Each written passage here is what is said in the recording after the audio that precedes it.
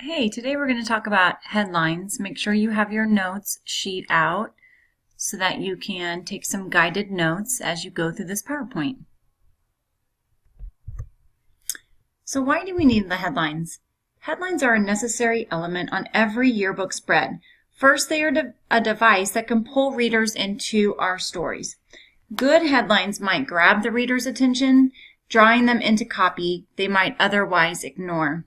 Second, headlines provide a way to link the pictures and the words on the spread. That visual verbal link is really important in headline writing, so we'll talk more about that later. Gone are the days when yearbooks use sentence headlines like most newspapers. Instead of saying girls basketball captures district championship, we might say courtroom drama. With these clever attention-getting headlines, we need secondary headlines. First, when headlines don't clearly identify the spread contents, secondary headlines can clue us in as to the topic of the spread. Second, secondary headlines help pull the reader into the story by providing a link between that intriguing headline and the copy. Guys, like I've said before in the past, we don't normally have a lot of secondary headlines in our yearbook, but it really would be something I'd like to start having more of. As I look at the KC Star today in the preview section, for example, the headline is "Scaring KC for Decades." But then the secondary headline kind of explained that further. It said, "Haunted houses that began as fundraisers have gone pro." It's kind of the same thing. The year that we did the serial killers, if we would have had a secondary headline on that, such as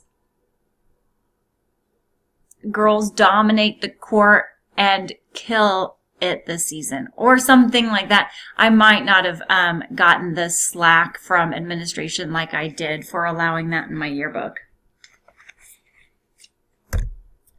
So here's just some basic headline terms. Complete headlines are made up of two parts: a primary or a main headline, and a secondary or a subheadline. Think of the primary headline as the words you really want to reach out and grab the reader. They are visually usually the biggest and boldest words. The secondary headline adds information, usually in the form of sentences. It's important to remember that these are two separate elements. Changing the weight and or size of the type does not create a secondary headline. Although the two parts do fit together, they are created separately. Where that secondary headline is placed gives headlines the names that we often hear newspaper people use. Let's look at them so you can be up on the vocabulary. So here's an example of hammer. In this style, the headline the primary headline is positioned over the secondary headline. In this type of headline, the secondary headline almost always stands independently from the main headline. The kicker. In this headline pattern, a label often sits atop the main headline. So again, normally what we do is we kind of have this girls varsity soccer. We would have like "What a Kick," and then we, have like girls varsity soccer. But what I'd like to get is more of this secondary headline. So a kicker is a short single secondary headline over the primary headline. Sometimes the kicker is used to label content. Sometimes it stands by itself, and sometimes it reads into the primary headline. Having a kicker does not mean you would not have a secondary headline, which is kind of what we've been doing. We've been using a kicker as a secondary headline. Wicket. All right, a wicket is a wordier second headline over the primary headline. So, like in the case of serial killers, if we explain that, we would definitely need, we would probably use a wicket. Sometimes it stands by itself, and sometimes, like the example, it reads into the primary headline. Of course, the position of the secondary headline could be altered to give the package kind of a different look. All right, the next one is a tripod.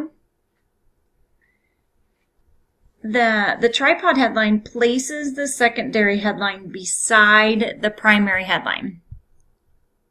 The two parts can be independent of each other, or one part can lead into the other. The secondary headline can either go to the left or the right. All right. So just a few style guidelines. There are a few stylistic guidelines to keep in mind when you're writing headlines. Always use action verbs. Write headlines in the present tense if they do contain verbs. If there is a word or words that would be in quotations, use single quotes rather than regular double quotes. Primary headlines never have periods. Secondary headlines do when they are multiple sentences or when the font is 14 point or smaller. And don't use abbreviations in primary or secondary headlines. Definitely when doing this, always go for impact and cleverness. I always like to go for that anyways in our yearbooks.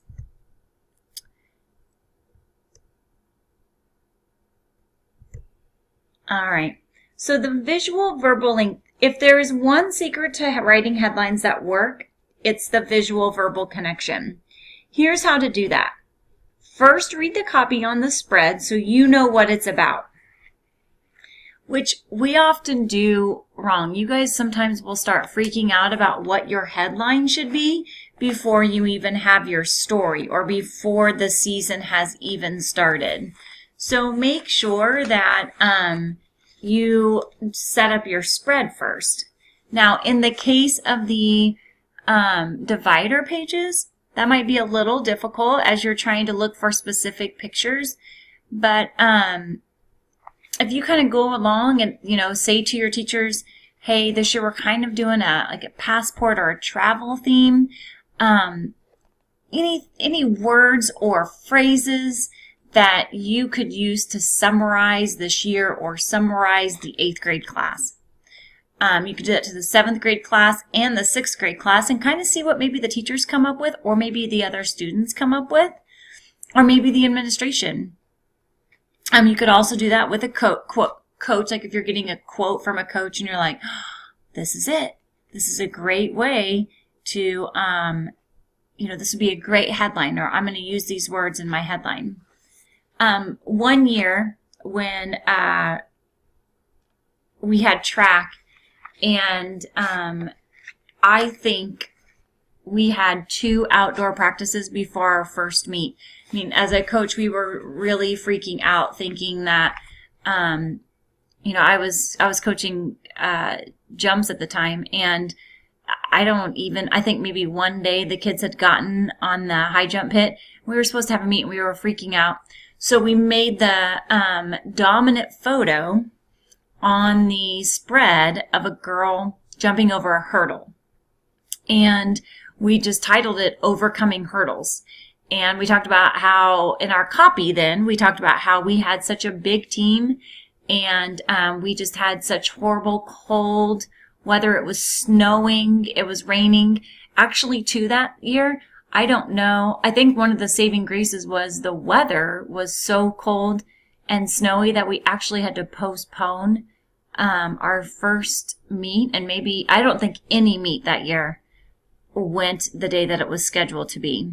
So it was just a lot of things that we had to overcome to participate and compete. And so not only is hurdling, an event in track, but it definitely tied in that headline and that dominant photo and the copy on that page all tied together.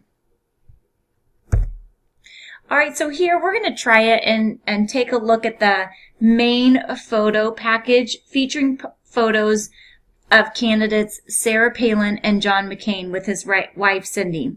During their campaign, they held a rally near this high school. and students attended. Can you come up with some ideas for primary headlines that make the visual verbal connection? Well, the one that they came up with was meeting the Mavericks. And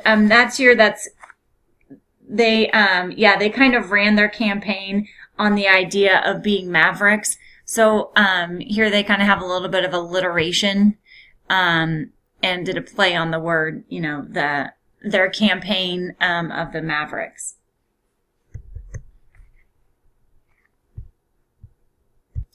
This spread also has a great visual and verbal connection as they use the term or the headline first taste, as that's exactly what the subject in the Tom-minute photo is doing, is getting his first taste of cotton candy. And the whole copy kind of talks about that this is the first taste of homecoming for this year's homecoming for both old and new students. One thing to note here, too, is that all of these pictures kind of tell a story. Not quite sure what this one is, but I'm sure there's some sort of story there. Also here, when getting a quote from someone, they didn't just pull them out in the hallway and tell them and ask them to take a picture. I mean, this is he looks pretty sweaty. He looks like he's been playing football that day. Probably in the homecoming game. And just keep that in mind. Sometimes when we pull kids out for an interview, for a quote, it's just another picture of them just up against the wall, smiling. Get a fun shot of them. Get them working or doing something that they're talking about in the spread. Not just, like last year when we asked the kids for stuff that they do outside of school. It's just Colby Minor just holding a fishing pole. How boring is that? Why not ask him for a photo from one of his fishing competitions? Or, have them in their costume. Like people can bring in photos and we can scan them too.